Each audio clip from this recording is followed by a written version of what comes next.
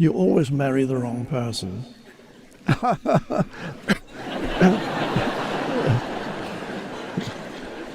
Unless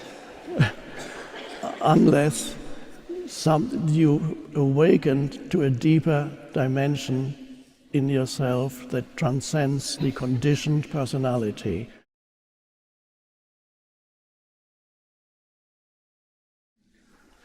It's not the greatest story. It's a problematic story. It's not easy being me. In fact, I don't think anybody is having a more difficult time than me, and I need to think about that a bit more. How can I solve this dilemma of me, this conundrum, this I am. It's amazing that many people consider themselves, without verbalizing it in that way, they consider themselves to be a problem to be solved. There's something, and this is very interesting, there's something in the human psyche, if you're not awakening at all yet, so in the normal state of consciousness or unconsciousness, there's something there. There's always, either in the background or in the foreground. If it's in the background, there's a sense of unease, a sense of something is missing, something is lacking. And what it is that's missing, perhaps the mind will figure out, okay, what I need to be fulfilled is this, that. Or the mind might not even know, because whenever you achieve something that you think will liberate you from this permanent sense of insufficiency, then whenever you think you found it, it doesn't take long, and then you say, oh no, because there's something else goes wrong there too. There's a new relationship, there's a new work situation, there's a new living situation. So there's often you deceive yourself, you say, no, I found the answer to the dilemma of me. I'm liberated now because I have found the partner that I've been looking for, the one. I have found the one. And this delusion lasts for a little while. We don't know how long it could last. For a year, probably less. You can see when you look to anything for, let's use this almost spiritual term, salvation, because you're really looking to something out there for salvation through a deeply satisfying relationship, permanently satisfying. Salvation through some kind of acquisition of something adding to your life. Salvation through moving to a totally different country or place. Salvation through recognition from other people. Once people recognize me as when I become famous, oh, then I'll be fully myself. Then I will have found salvation. But all these people, when they find those things, it doesn't take long. Take relationships. You go out, you go dating. I don't know if they still do it these days, dating.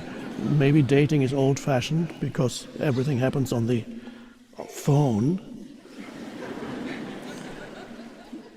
Tinder, swiping. And then you have a date. When you go to a restaurant, you can immediately see with a couple sitting, whether a couple has been together already for quite a while, or whether they're only meeting for the first, second, or third time. We're dating. The others are not dating, they're already living together. Totally different energy field.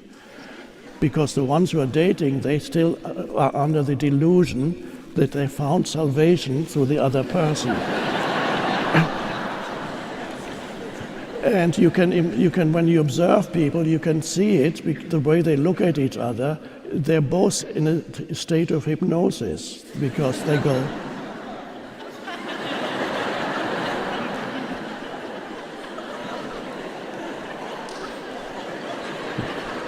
so wonderful. And you don't even know that you're playing a role unconsciously, and the other person is playing their role, and these two roles interact, and you think, well, this is the reality. And then you see another couple. They obviously have been together for a while, and they sit there. And most likely these days they're on their phones, so they're already living together. And so when the dating goes to the next stage, you start moving in together, then these days it often happens before the wedding, if even is a wedding. But so you move in together and you quickly notice that this person is not the same person that you dated. Soon, after a few days or weeks, sometimes months, but that's maximum, you find, who is this person? There are suddenly aspects of the personality that you find deeply irritating, if not disturbing. And then you question yourself, say, I must have made a mistake. But it could also be that your partner feels the same thing about you. What happened? Well, so you're experiencing a conditioned personality. You're no longer experiencing a part that somebody is playing. You experience the conditioning of the person, and every person is, if you live with them for a little while, everybody, you will display behavior that is not that pleasant. They also have a pain body. If you've read my books and talks, you know what a pain body is. And we may talk about it later. It's an accumulation of past emotional pain that lives in you, but it's dormant, and then after a while it becomes active because it needs to feed on some kind of drama. And when you start living with somebody, and for the first time you experience this person's pain body, when suddenly there's a shift in the entire energy field of that person, it's no longer the same person at all. It's a dreadful thing. And you don't know what it is.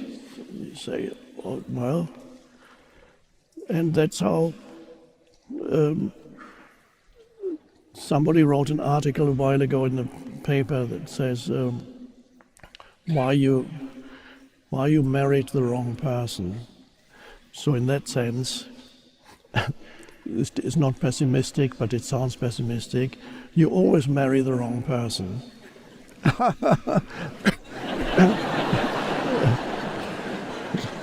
Unless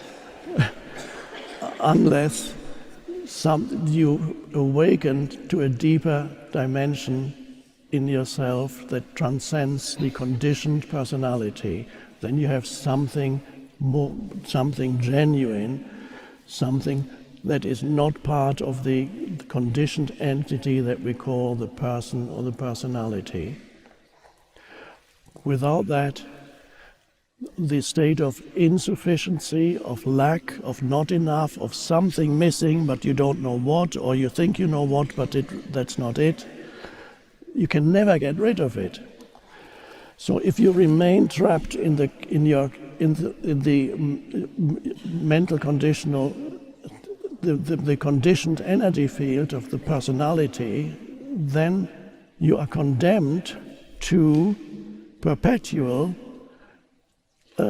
dissatisfaction, to put it mildly, or to use an even more generic term, unhappiness.